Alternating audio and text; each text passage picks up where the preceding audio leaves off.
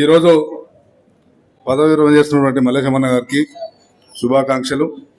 అదేవిధంగా ఈ కార్యక్రమంలో ముఖ్య అతిథిగా పాల్గొన్న మన బడుగు బలహీన వర్గాల ఆశాజ్యోతి, నిరంతరం ప్రజల మధ్యనే గడిపేటటువంటి మన శాసనసభ్యులు అన్న ప్రభాకర్ గారు, మన ఎస్సీ గారు, డిఈ గారు, మిగతా ఏఈలు, నా సహచర నాయకులు రాజేందర్ అన్న, కుండలరెడ్డి గారు, ప్రభాకర్ అన్న, అదేవిధంగా మధుసూదన్ రెడ్డి, శ్రీధర్ రెడ్డి, సాయిగౌడ్ గారు, మిగతా పాల్గొన్నటువంటి అందరూ కూడా పేరు పేరున, ముఖ్యంగా ఈ కార్యక్రమ నిర్వాహకులు 327 యూనియన్ మన భూపాలన్న నాయకత్వంలో ప్రభాకర్ అన్న ఉన్నటి వరకు ముందే రిటైర్డ్ అయ్యాడు. మిగతా వాళ్ళ సభ్యులందరూ టీంకు ప్రత్యేకంగా అభినందిస్తా ఉన్నాను. నేను ఇంతకుముందు రాజేంద్ర అన్న చెప్పినట్టు ఉద్యోగం ఒకవైపు, ఉద్యోగాలలో కూడా మరి కరెంట్ ఉద్యోగం అంటే ఒక స్పెషల్గా చీకటిని పారదోలే విధంగా మరి ప్రాణాలను సైతం పన్నంగా పెట్టేటువంటి కార్మికులు కూడా మన దాంట్లో పనిచేస్తారు. మరి మామూలు విషయం కాదు.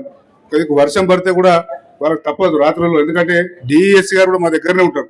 రాత్రి 10 అయినాక డిఈ గారు, ఎస్సీ గారు వెళ్తూనే ఉంటారు. వర్షం పడుతుంటే మాకు లైన్ ఆగిపోయింది, ఆఫీస్ పోయి ఆడికెళ్ళి మానిటరింగ్ చేయాలి, ఫీల్డ్ మీదకి వెళ్ళాలని చెప్పి వెళ్తూనే ఉంటారు. అదే కాకుండా కూడా ఎక్స్పీరియన్స్ ఒక 15 ఏళ్ల కింద మాది ఆరుట్ల గ్రామం, వర్షం పడుతున్నది, వర్షం పడతలేదు, కరెంట్ పోయింది, మీదికెళ్ళి కరెంట్ బంద్ అయింది. ఏముంటుంది ఊర్లో కూర్చున్న దగ్గర, అరే పక్క ఎడదన్న కూడా కరెంట్ కనబడుతుంది, మన దగ్గర కనబడతలేదు అని చెప్పి సబ్ స్టేషన్కి ఫోన్ చేస్తే కరెంట్ లేదు అన్నారు.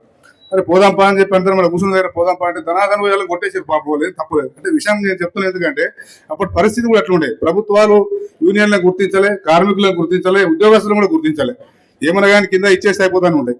మరి మనందరం కూడా రాజేంద్ర అన్న చెప్పినట్టు జేఏసీ ఆధ్వర్యంలో ఈ తెలంగాణ రాష్ట్రం వస్తేనే సమస్యలు పోతాయని చెప్పి ముఖ్యంగా ప్రథమ స్థానంలో ఉండి పోరాటం చేసినటువంటి సంస్థ విద్యుత్ ఉద్యోగులను మనం ఉద్యమంలో పాల్గొన్నాం.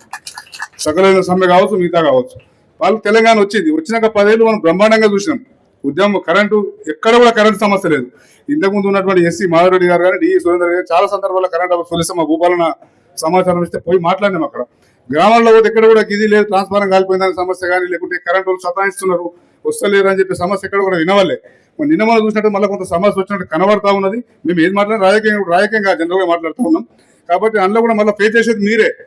కాబట్టి మరి మీకు ప్రత్యేకంగా ఇన్ని రోజులు ఉద్యోగంలో పనిచేసి, ఉద్యమంలో కూడా పనిచేసి, యూనియన్లో పనిచేసిన మల్లేశానికి ప్రత్యేకంగా అభినందనలు. ఈ శేష జీవితం అనొచ్చు, రాజారాయణ భావి జీవితం అనొచ్చు, మరి అందులో సుఖ సంతోషంగా ఉండాలి.